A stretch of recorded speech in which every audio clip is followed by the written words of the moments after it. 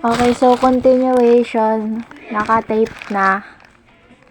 Tapos, papakita ko lang sa inyo. Bakit ba? Tagal.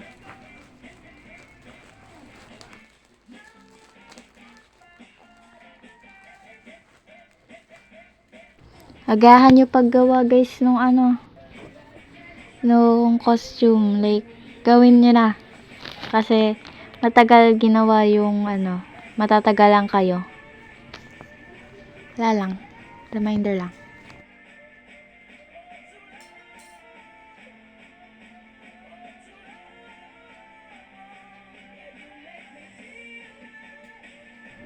Diba, meron kayong sinukat kanina kung gaano kalaki yung tatanggalin or itatago.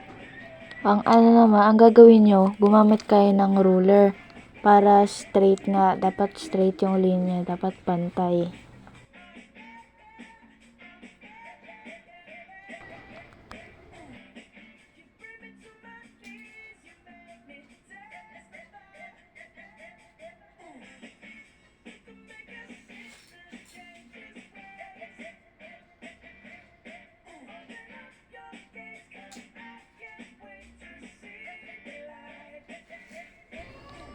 Tapos yan, sinusukat ko lang yung sa may bandang left para ganun din yung magiging kalabasan ng right.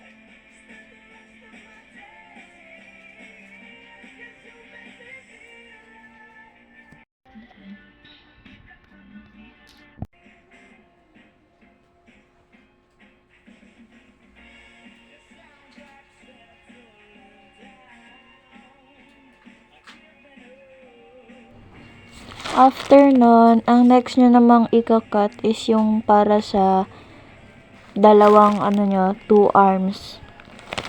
Yun naman yung gugupitin nyo. Nakadepende sa inyo yan. Pwede yung lakihan, pwede yung litan. Basta make sure na magiging comfortable kayo sa laki nung sa may bandang braso.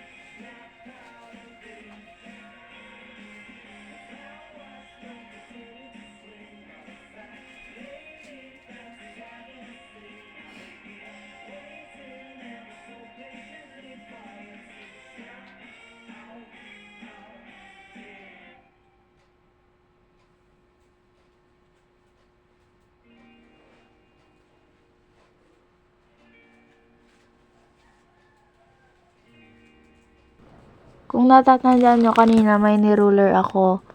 Tapos, wait, ang tagal ng video.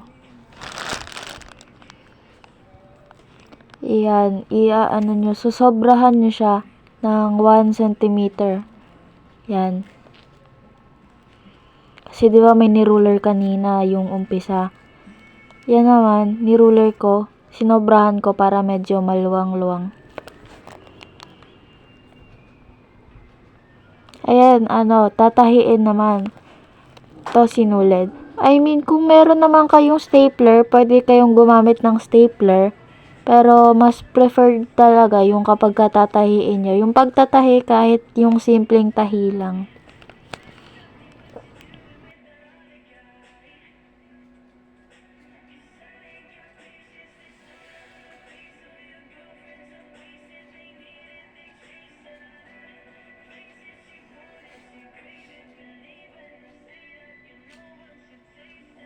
Ang tatahiin nyo is yung pangalawang line. Okay?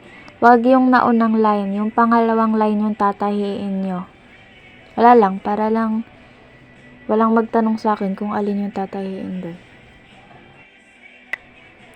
Yung tahi, wag nyo nang bonggahan. Like kahit simpleng tahi lang para hindi masyado katagal pagdating sa pagtatahi. Make sure na yung pagkatapos siya kayo magtahi, higpitan niyo yung tali ng bandang dulo. Ganon din sa umpisa para hindi mabilis matastas.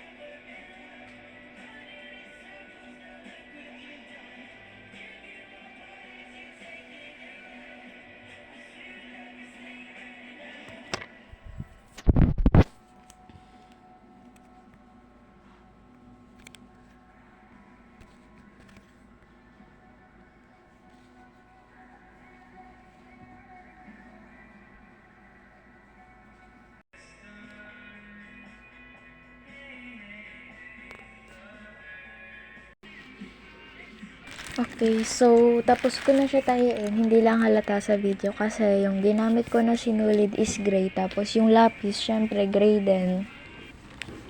Yun, time naman para idikit, 'di ba? Wala akong kinot out. Ang kinot out ko lang is yung sa may bandang arms. Yung iba is fino-fold ko lang talaga. Yan, kita nyo naman. Para iwas sa pagtatastas. Lagyan nyo na din ng tape yung banda sa may arms. Para hindi mangate. Kasi nga, may yung mga kabila din, syempre tatahiin nyo din yung kabila. Tapos, sobrahan nyo din. Ayan pinapantay ko dun. Kasi nga, naliitan ako sa butas. Putang ina yun.